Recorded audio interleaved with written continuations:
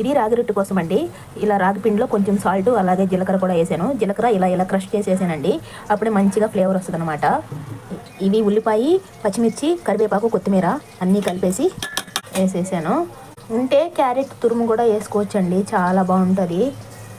అలాగే ఇది కలిపేదానికి కొంచెం ఆయిల్ కూడా వేసుకోండి, కొద్దిగా ఆయిల్. ఎందుకంటే సరే ముందు ఇది కలిపేసి తర్వాత ఆయిల్ వేసుకుందాం. ఇదిగోండి కొంచెం ఆయిల్ కూడా వేసాను.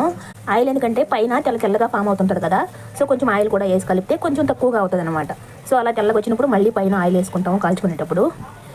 అప్పుడు మన అమ్మమ్మలు చేసేది కదా, ఇలా తీపిది చేసుకోవచ్చు, ఇలా కారంది కూడా చేసుకోవచ్చు, అది మన ఇష్టం.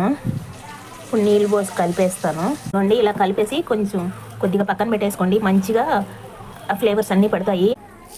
ఇది ఫ్రిడ్జ్లో పెట్టానండి, అందుకే కొంచెం గట్టిగా ఉందన్నమాట. అంటే పొద్దున కలిపాను, పొద్దున చేయాలి ఫ్రిడ్జ్లో పెట్టేసాను అనమాట. ఇప్పుడు నైట్ చేసుకుంటున్నా.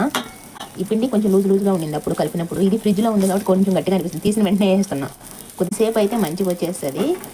ఇదిగోండి ఇలా మొత్తం పరిచేసుకున్నాను. ఇలా చిల్లీలు కూడా చేసుకున్నానండి, ఎందుకంటే మంచిగా ఉడుకుతుందని. పైనుంచి మళ్ళీ కొంచెం ఆయిల్ వేసుకున్నాం. సిమ్ టు మీడియం ఫ్లేమ్లో పెట్టుకునే కాల్చుకోవాలండి.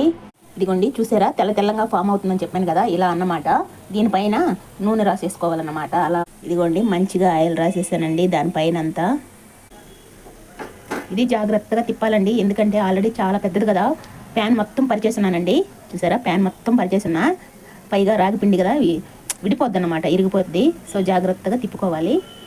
నేను తిప్పేసి మళ్ళీ చూపిస్తా. చూసారా తిప్పేసానండి. ఇదిగోండి కొంచెం ఇక్కడ లాస్ట్లో కొంచెము బ్రేక్ అయింది. ఈ పక్క కూడా నిదానంగా కాల్చుకోవాలి.